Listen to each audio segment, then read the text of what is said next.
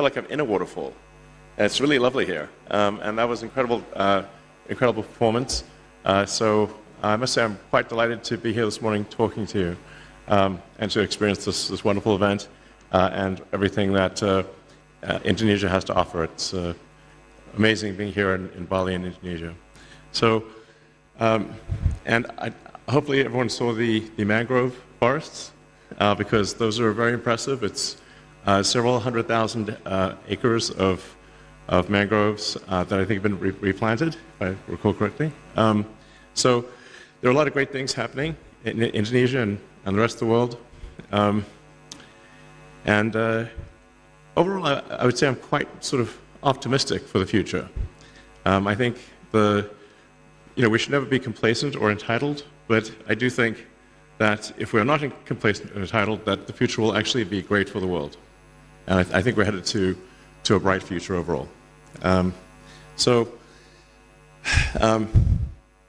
with respect to water, I've always thought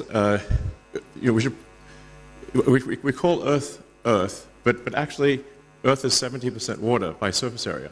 So technically, I think if aliens came here, and a lot of people think aliens have come here, because they're always asking me about aliens. They would name us water, because we are 70% water and only 30% land.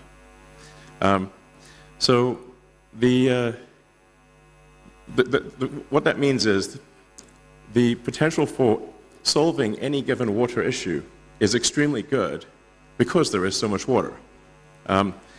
There's obviously desalination required at times and the transport of water, but desalination, as I think most people know, has become very inexpensive and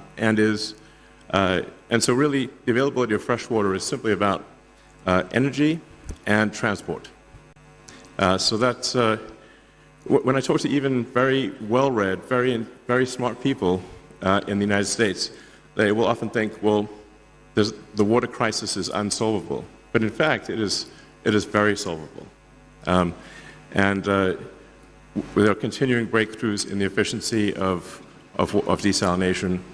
And anyway, I think we've got a great water future ahead of us, and I think a great sustainable energy future ahead of us.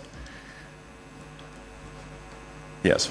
So anyway, hopefully that is. I'm kicking things off on a positive note, but I think with good basis for doing so. Yeah. With that, I think the next section is really just some questions or Q&A. If anyone would like to ask me anything about anything, I suppose we should generally stick to the topic of water, given that it's the water conference. But I'm happy to answer other questions as well.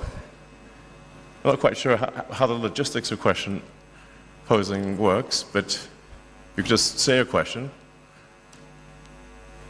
Sure.